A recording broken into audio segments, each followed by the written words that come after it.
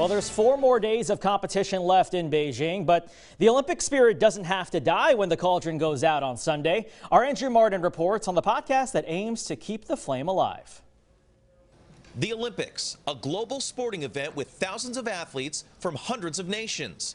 They train for it year-round. So why not talk about it year-round? Because it really is picturesque. It's behind the cross-country venue. There were a few podcasts out there, but they'd start a few weeks before the Olympics, and then once the Olympics were done, they'd be gone. Not this one. Fittingly, it's called Keep the Flame Alive. It's hosted by Jill Jaracz in Ohio and Allison Brown in Connecticut. They started it 5 years ago, in 2017. We used to work together in Chicago, actually. We worked as researchers at a consulting firm. And then one day, I used to live in New England, and she was traveling through. And I said, hey, do you want to start a podcast about the Olympics? And she said, yes. And now they talk about the Olympics weekly, daily during the Olympics, for about an hour each time. We love finding our people. So we know they're out there, we know they're around the world, and it's fun to get together and have people to talk about the Olympics with and share. We have usually an interview with somebody. It could be anybody from the games, athletes or people behind the scenes. That's one of the things we like to do. We've talked with announcers and officials and historians, and we also have a book club and a movie club. And pins. Yeah, you can't forget about the pins. Andrew Marden joining us now live from Beijing. Andrew, it's funny, I actually listened to this podcast. They're terrific women with a genuine curiosity for all things Olympics. I actually spoke with them, both of them, before the games. Allison's going to join Jill in China actually for the Paralympics. So I want to ask you, what's Jill's experience been like in Beijing so far? She's been trying to go everywhere, David, and she was terrific. You know, just talking to her, even for just a few minutes. This is her first Olympics in person. She's been a fan going back to the LA Games in 1984. This is her first Olympics in person. Unfortunately, it happens to occur during a pandemic, and because we're in that closed-loop system, you can't do the touristy things, but she's been everywhere. She's actually seen more of the Olympics than I have.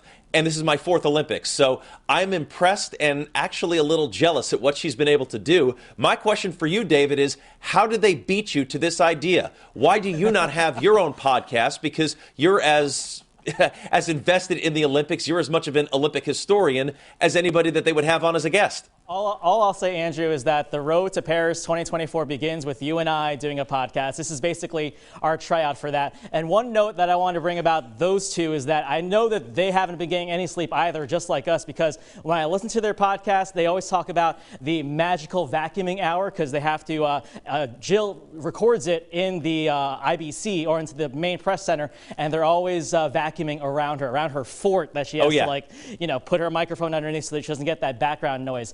Let's talk about tonight. Competition, huge. Not only that, ahead. David, by the way, Yeah. what Jill told me is What Jill told me is, so what she has to do because of the time difference and the fact that they're doing this remotely, right. So Jill will record it, she'll upload it, Allison will download it and then record stuff on her end. They will re-upload it again to some server that Jill will download, and then Allison will work on a transcript. They're putting in a lot of hours to make this work for their listeners back in the States. And it's well worth the work and well worth the listen. Let's talk about tonight. Michaela Schifrin has one final chance for an individual medal. Brittany Bowe has a shot in the women's 1,000-meter race in speed skating. But, Andrew, I want you to set the stage for women's ice hockey gold medal game, U.S. and Canada. Well, I don't think you have to say anything else about that. U.S., Canada, for the 6th time in the last 7 Olympics, these teams are meeting for gold. They know each other. They don't like each other. The U.S. Won in the gold medal game 4 years ago in Pyeongchang. Canada won in these Olympics in the prelims. So I think that's pretty much all you have to say other than drop the puck. Let's play that game. Michaela Schifrin, it would be nice if she were to leave the Olympics with a medal. Obviously, David, as you know, she won silver in the Alpine Combined back in Pyeongchang 4 years ago. This is not the last time we're going to see Michaela Schifrin. She announced that she will compete in the mixed team event this weekend. And so no matter what happens here, we will see her one more time. You mentioned Brittany Bowe.